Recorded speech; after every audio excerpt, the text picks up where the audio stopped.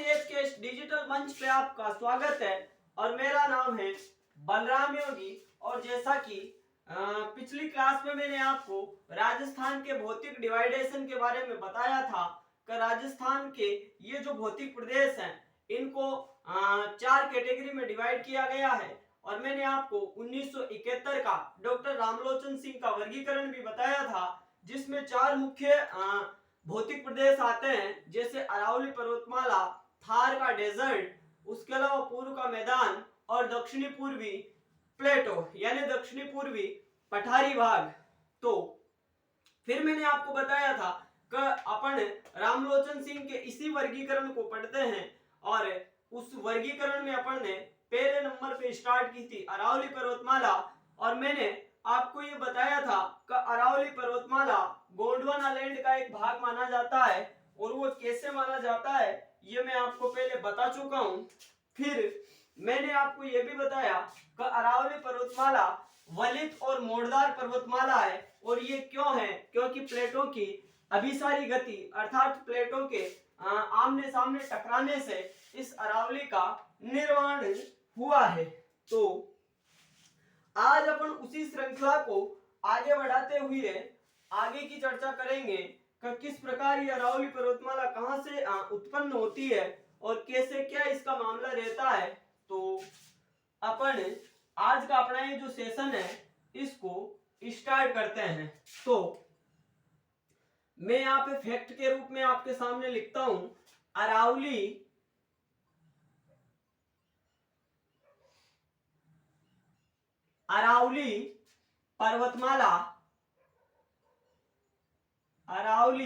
पर्वतमाला का गर्भगृह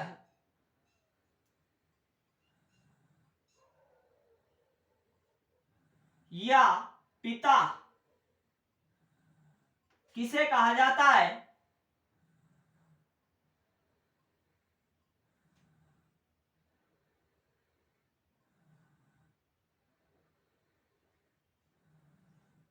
तो अरावली का गर्भगृह या पिता बोला जाता है अरब सागर को। किसको बोला जाता है? अरब सागर को। क्योंकि अरावली की शुरुआत कहां से होती है? तो अरावली का जो मतलब उद्गम स्थल माना जाता है वो तो क्या है? अरब सागर। और अगर आपसे पूछे अरावली की शुरुआत कहां से होती है तो उसका क्या जवाब है? अरावली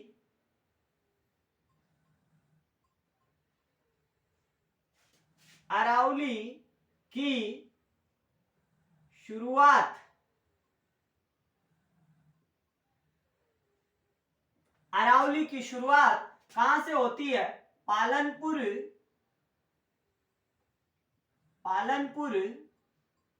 और ये पालनपुर कहां पे पड़ता है? गुजरात में। यानी अरावली की शुरुआत पालनपुर गुजरात से होती है।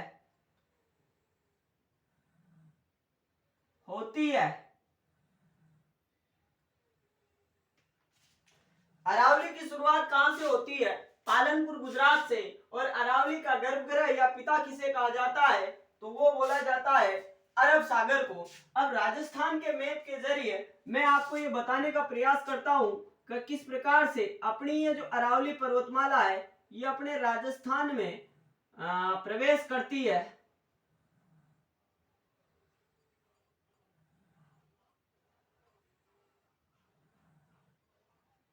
तो ये बना दिया मैंने आपके सामने छोटा सा राजस्थान का नक्शा।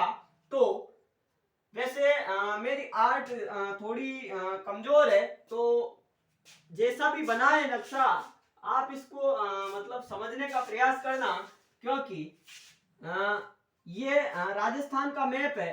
तो राजस्थान में यहाँ पे एक स्थान पड़ता है क्या? खेड़ ब्रह्मा। क्या स्थान पड़ता है? खेड़ ब्रह्मा। और ये खेड़ ब्रह्मा कौन से जिले में आता है? तो ये खेड़ ब्रह्मा आता है सिरोही जिले में। मैं आपको क्या बता रहा हूं, ये राजस्थान का मैप बताया है मैंने आपको। और यहाँ पे एक स्थान पड़ता है जिसका नाम है खेड़ ब्रह्मा, और ये खेड़ ब्रह्मा पड़ता है सिरोही जिले में। तो अरावली का राजस्थान में प्रवेश होता है। यहाँ पे क्या होता है, राजस्थान में प्रवेश, राजस्थान में प्रवेश। अब अगर आपसे कोई पूछे कि साहब अरावली पर्वतमाला का राजस्थान में प्रवेश कहां से होता है, तो आप बताओगे सर खेड़ ब्रह्मा सिरोही से राजस्थान में अरावली का प्रवेश होता है। और राजस्थान में ये कैसे जाती है, ऐसे दक्षिण पश्चिम से उत्तर पूर्व की तरफ ये अरावली पर्वतमाला जाती है। और ये जो स्थान बनाया है मैंने आपके सामने, इसको आप नाम दे सकते हो खेतड़ी सिंगाना, खेतड़ी सिंघाना। और ये खेतड़ी सिंघाना कहां पे पड़ता है, झुंझुनू जिले में। कहां पे पड़ता है, खेतड़ी सिंगाना झुंझुनू जिले में। और इस खेतड़ी सिंगाना से यह अरावली पर्वतमाला राजस्थान से आउट हो जाती है और राजस्थान से बाहर निकलते ही ये कहां पे जाती है, हरियाणा में। और हरियाणा में इसको क्या बोला जाता है, डोसी पर्वत। और दिल्ली के जेएनयू कैंपस में यह समाप्त हो जाती है। तो अपन तो राजस्थान के संदर्भ में इसकी चर्चा कर रहे हैं, तो मैं आपको क्या बता रहा हूं कि राजस्थान में अरावली का जो प्रवेश है वो कहां से होता है, खेड़ ब्रह्मा सिरोही से। और राजस्थान के लगभग 10-12 जिलों से होके ये गुजरती है। कितने जिलों से, 10-12 जिलों से होकर ये गुजरती है। वैसे अपन को बहुत सी किताबों में 10 जिले भी देखने को मिलते हैं और बहुत सी किताबों में 12 जिले भी देखने को मिलते हैं। तो कैसे ये 10-12 जिले बनते हैं मैं आपको अभी बताऊंगा। तो आपको क्या याद रखना है, अरावली का राजस्थान में प्रवेश खेड़ ब्रह्मा सिरोही से होता है और 10-12 जिलों से ये होकर गुजरती है। और राजस्थान में अगर इसकी कुल लंबाई की बात करें, कुल लंबाई राजस्थान में इसकी कुल लंबाई कितनी है, तो आप बताओगे 550 किलोमीटर। जो कुल लंबाई का कितना प्रतिशत है, तो आप बताओगे 80% है। क्योंकि इसकी कुल लंबाई 692 किलोमीटर है और 692 का जब आप 80% निकालोगे तो कितना आएगा, 550 किलोमीटर। तो राजस्थान में प्रवेश खेड़ ब्रह्मा सिरोही से 10-12 जिलों के मध्य में से होकर गुजरती है, या राजस्थान के 10-12 जिलों से होकर यह अरावली पर्वतमाला निकलती है और राजस्थान से बाहर होती है ये खेतड़ी सिंगाना झुंझुनू में। और राजस्थान में इसकी कुल लंबाई 550 किलोमीटर है, जो कुल लंबाई का 10 किलोमीटर है। अब अगर अपन बात करें तो ये दक्षिणी भाग अरावली का, ये उत्तरी भाग और ये मध्य भाग, तो कैसे किस प्रकार से इसका डिवाइडेशन किया गया है, तो मैं वो भी आपको बता देता हूं। तो अरावली को अरावली पर्वतमाला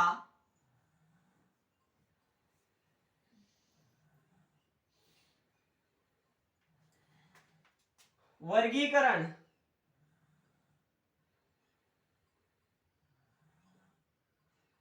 तो अरावली पर्वतमाला को उत्तरी अरावली, मध्य अरावली और दक्षिणी अरावली में डिवाइड किया गया है।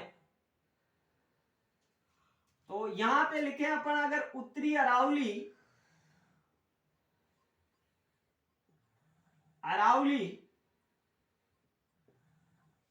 मध्य अरावली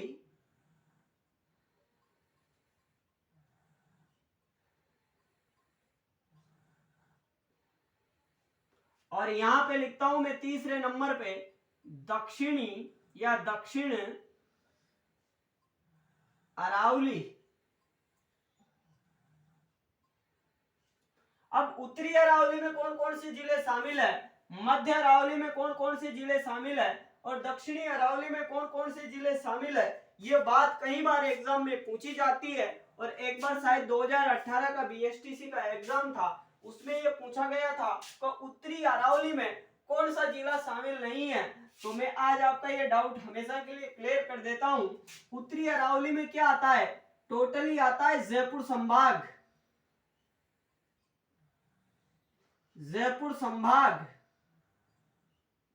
और जयपुर संभाग, संपूर्ण जयपुर संभाग आप लिख सकते हो, संपूर्ण जयपुर संभाग।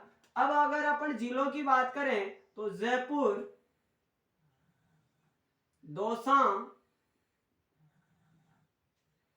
अलवर,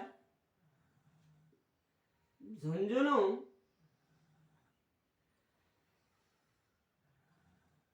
और सीकर, ये जिले किसमें आते हैं? उत्तरी अरावली में। यानी जयपुर, दौसा, अलवर, झुंझुनू और सीकर, ये 5 जिलों से ये उत्तरी अरावली में कितने जिले आते हैं? 5 जिले। अर्थात मैं इस वाले पोर्शन की बात कर रहा हूं कि उत्तरी अरावली में कौन कौन से जिले शामिल है। तो आपका सीधा सा आंसर बनेगा जयपुर, दौसा, अलवर, झुंझुनू और सीकर। अगर अपन मध्य अरावली की बात करें तो मध्य अरावली में एक जिला आता है अजमेर। लेकिन मैं आपको अभी बताने वाला हूं 2 जिलों के बारे में, टोंक और सवाई माधोपुर। टोंक और सवाई माधोपुर, उसके अलावा दक्षिणी अरावली की बात करें तो डूंगरपुर, राजसमंद, उदयपुर और सिरोही जिला इसमें शामिल है। कौन कौन से जिले शामिल है? डूंगरपुर, राजसमंद, उदयपुर, सिरोही, डूंगरपुर, राजसमंद, उदयपुर और सिरोही।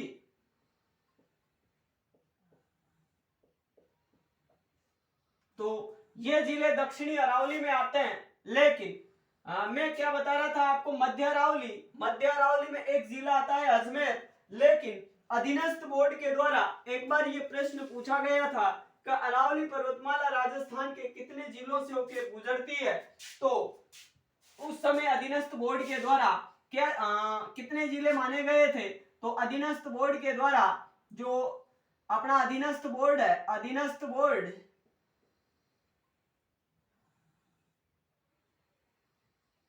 कौन सा बोर्ड? अधीनस्थ बोर्ड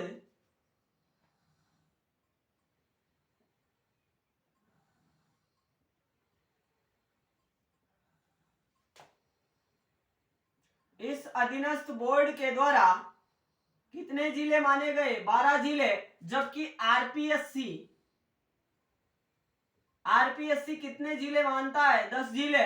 तो मेरे कहने का मतलब यह है कि अधीनस्थ बोर्ड के द्वारा अगर पूछा जाए कि अरावली पर्वतमाला राजस्थान के कितने जिलों से होकर गुजरती है, तो आपका आंसर किसके साथ जाएगा? 12 जिलों के साथ में, क्योंकि वह टोंक और सवाई माधोपुर को भी शामिल मानता है। जबकि अगर आरपीएससी बोर्ड के द्वारा पूछा जाए कि अरावली पर्वतमाला राजस्थान के कितने जिलों से होकर गुजरती है, तो उस कंडीशन में आपका जो आंसर है वो 10 जिलों के साथ में जाएगा। और मध्य अरावली में एकमात्र एक जिला आएगा, कौन? अजमेर। तो एक बार फिर मैं आपको बताता हूं, अरावली पर्वतमाला का गर्भगृह या पिता अरब सागर को कहा जाता है। और अरावली की शुरुआत पालनपुर, गुजरात से होती है। और अरावली का राजस्थान में प्रवेश खेड़ ब्रह्मा, सिरोही से होता है। और राजस्थान के लगभग 10-12 जिलों में से होकर यह अरावली पर्वतमाला गुजरती है। और खेतड़ी, सिंगाना, झुंझुनू में राजस्थान से ये आउट हो जाती है। और राजस्थान में इसकी कुल लंबाई 550 किलोमीटर है, जो कुल लंबाई का 80% है। फिर मैंने आपको अरावली के वर्गीकरण के बारे में बताया कि उत्तरी अरावली में जयपुर संभाग आता है। और जयपुर संभाग में जयपुर, दौसा, अलवर, झुंझुनू और सीकर जिले शामिल है। जबकि मध्य भाग में अजमेर जिला आरपीएससी के द्वारा अजमेर और अधीनस्थ बोर्ड के द्वारा अजमेर, टोंक और सवाई माधोपुर को भी शामिल किया गया है। तो और दक्षिणी अरावली की बात करें तो डूंगरपुर, राजसमंद, उदयपुर और सिरोही जिला इसमें शामिल है। तो आप इसको नोट आउट कर सकते हो। और अब अपन आगे की चर्चा करते हैं कि अरावली पर्वतमाला से कौन कौन सी नदियां निकलती है। तो आप इसको अच्छे से समझना और अच्छे से इनके नोट्स बनाना, ताकि आपका जो निश्चित टारगेट है उसको आप एंजॉय के साथ, आनंद के साथ प्राप्त कर सकें। तो आप इसको नोट आउट कर सकते हो। अब अपन अरावली पर्वतमाला से कौन कौन सी नदियां निकलती है उन नदियों की भी चर्चा करते हैं, क्योंकि नदियों से संबंधित भी कभी कभार ऐसे पूछ लिया जाता है कि इनमें से अरावली पर्वतमाला से कौन सी नदी नहीं निकलती है, तो अपन साथ में उसकी भी चर्चा करते हैं।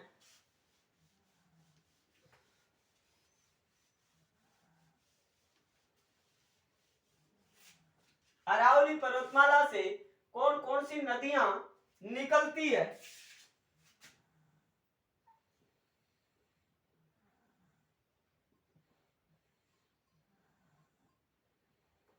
पर्वतमाला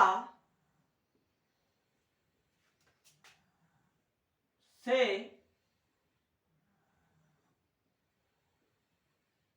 कौन कौन सी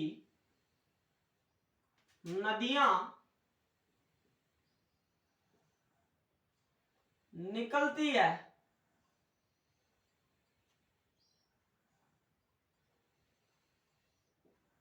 तो बात करें अपन बेड़च, और बेड़च का ही दूसरा नाम क्या है, आयड़।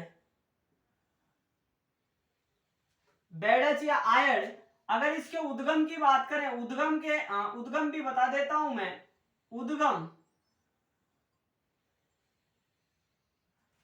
बेड़च या आयड़, तो इसका उद्गम है गोगुंदा पहाड़ी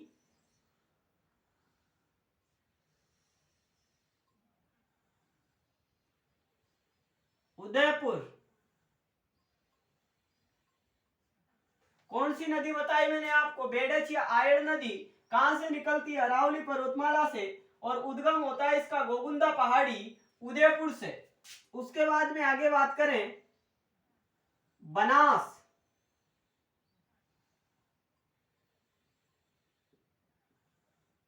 और बनास के अगर उद्गम की बात करें तो इसका उद्गम कहां से होता है,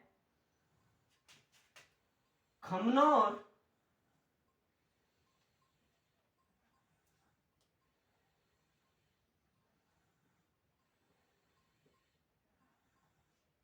पहाड़ी राजसमंद।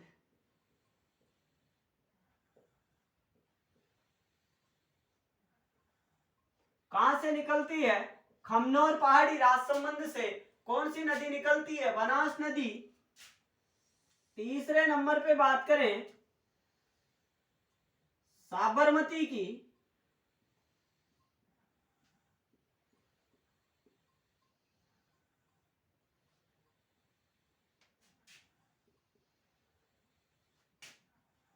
साबरमती, तो साबरमती निकलती है कोटड़ा पहाड़ी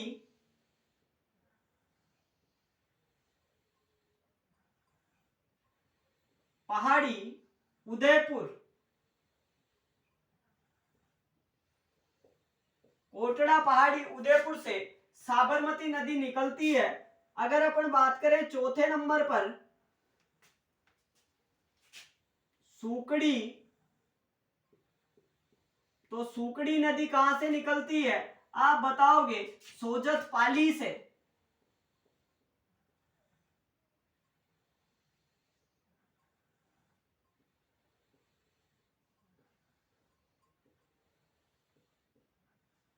पाली से।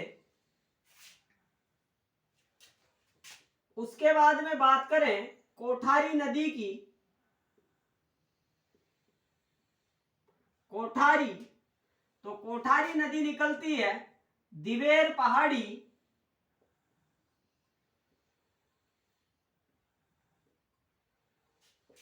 राजसमंद से।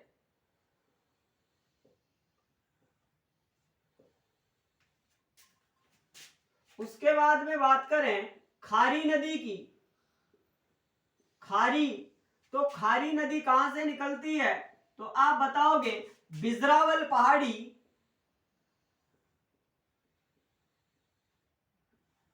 पहाड़ी कहां से, राजसमंद से।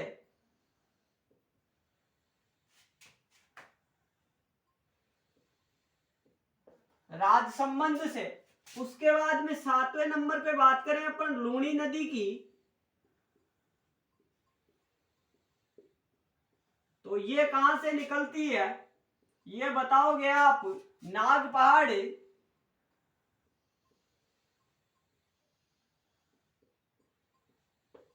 अजमेर से।